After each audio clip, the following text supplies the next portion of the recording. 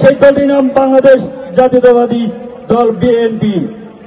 প্রিয় সহযোদ্ধাগণ, বাংলাদেশ জাতীয়তাবাদী ছাত্র দলের অধীনস্থ বাংলাদেশের সবচেয়ে বড় ছাত্র দলের ইউনিট বেসরকারি বিশ্ববিদ্যালয় ছাত্র দল, যে ইউনিটে বিশ্ববিদ্যালয়ের সংখ্যা প্রায় 116টি।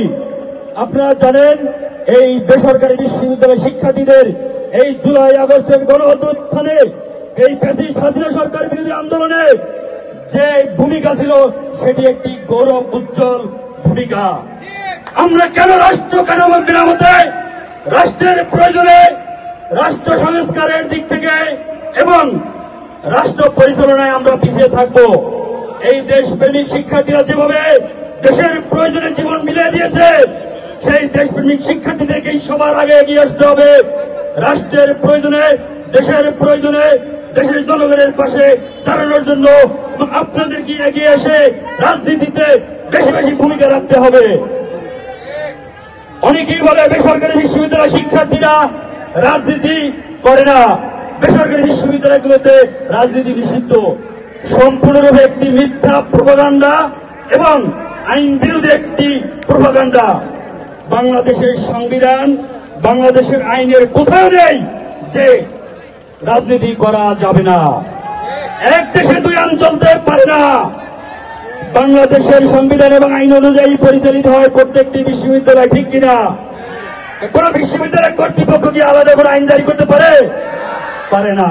কিন্তু কিছু বিশ্ববিদ্যালয় কর্তৃপক্ষ আপনারা যাতে রাজনৈতিকভাবে সচেতন হয়ে তাদের অন্যায় অবৈধ কর্মকাণ্ডের বিরুদ্ধে সোচ্চার হতে না পারেন, ঐক্যবদ্ধ হতে না পারেন, যাতে আপনাদেরকে শোষণ করতে পারে, এই মেধাবী শিক্ষার্থীদেরকে শোষণ করে দেয়, যাতে শিক্ষা প্রতিষ্ঠানগুলোকে ব্যবসায়িক কেন্দ্র হিসেবে পরিণত করতে পারে, তাই তারা বলে এই বিশ্ববিদ্যালয়গুলোতে রাজনীতি হবে না। তাই আমরা এই অন্যায়ের বিরুদ্ধে সোচ্চার থাকবো। আমরা সব সময় সাধারণ শিক্ষার্থীদের পাশে থাকবো, যাতে আমার সাধারণ শিক্ষার্থীরা কোন অধিকার থেকে বঞ্চিত না হয়। প্রিয় সংগ্রামী উপস্থিতি, আপনারা জানেন গত 2 দিন আগে ইউনাইটেড ইন্টারন্যাশনাল ইউনিভার্সিটি শিক্ষার্থীদের যৌক্তিক আন্দোলনে দাবি করার কারণে 26 জন শিক্ষার্থীকে আজীবনের জন্য বহিষ্কার করেছিল। আমরা বাংলাদেশ জাতীয় ছাত্রদল বেসরকারি বিশ্ববিদ্যালয় শাখা সেই অন্যায়ের প্রতিবাদ করে রাজপথে নেমে একত্রতা পোষণ করেছি এবং ওই দিনই ওই বিশ্ববিদ্যালয় প্রশাসনকে বাধ্য করেছি এই অন্যায়ের অর্ডারকে প্রত্যাখ্যান করে আজীবনের জন্য বহিষ্কার আদেশ প্রত্যাহার করতে। আমাদের কাজ সাধারণ শিক্ষার্থীদের পাশে দাঁড়ানো, সাধারণ শিক্ষার্থীদের পাশে দাঁড়িয়ে তাদের সেবা করা। আমরা সাধারণ শিক্ষার্থীদের সেবক হতে চাই। তাই যারা প্রকৃত পক্ষে এই ড্যাফোডিল বিশ্ববিদ্যালয়, ইস্টার্ন বিশ্ববিদ্যালয়, রবীন্দ্র সৃজনকলা বিশ্ববিদ্যালয়, জার্মান বিশ্ববিদ্যালয়ের শিক্ষার্থীদের পাশে দাঁড়াতে পারবেন, তাদের প্রকৃত সেবক হতে পারবেন, তাদেরকে আমরা নেতৃত্ব দেব আগামী দিনে ছাত্র দলের।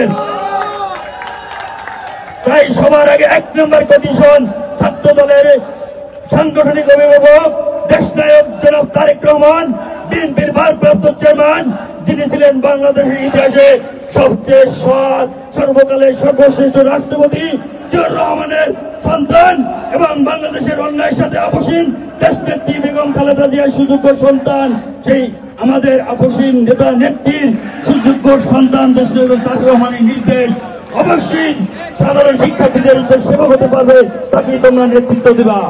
তাই আমি আমার নেতার নির্দেশের বাইরে যেতে পারবো না।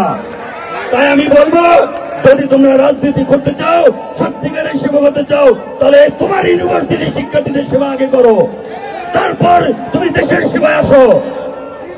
এই তোমার বিশ্ববিদ্যালয়ের শিক্ষার্থীরাই তোমাকে জাতীয় রাজনীতিতে অন্তর্ভুক্ত করার জন্য সহযোগিতা করবে।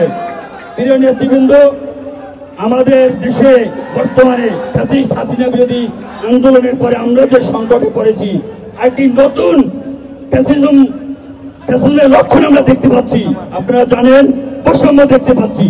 আমরা বৈষম্য বিরোধী প্ল্যাটফর্মে সকল রাজনৈতিক ছাত্র সংগঠনগুলো একসাথে আন্দোলন করেছি, অথচ আন্দোলনের পরে আমাদের এই দেশপ্রেমিক প্রাইভেট বিশ্ববিদ্যালয় শিক্ষার্থীদের সাথে যে বৈষম্য হয়েছে, আমাদের হৃদয়ে রক্তক্ষরণ হয়, আমাদের হৃদয়ে ছুরি চালানো হয়েছে, ঠিক কিনা?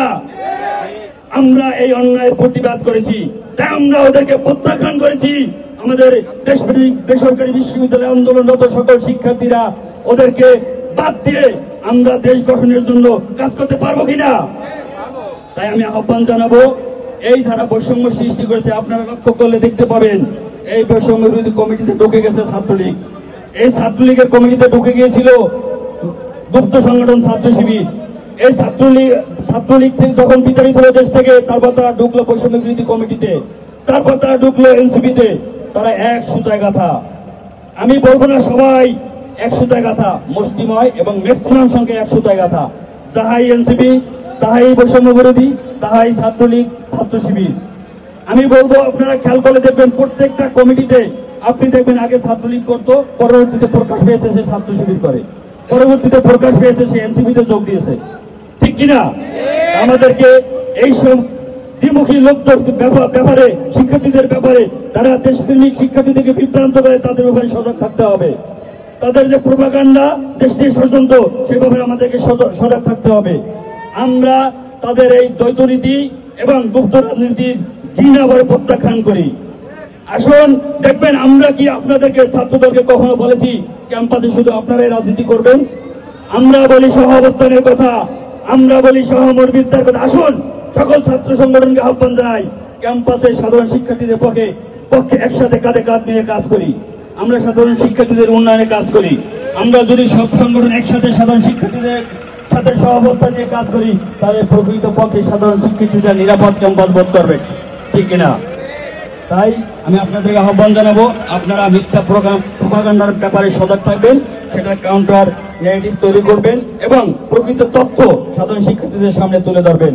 প্রিয় সহযোদ্ধাগণ, আমি আমার বক্তব্য শেষ করব।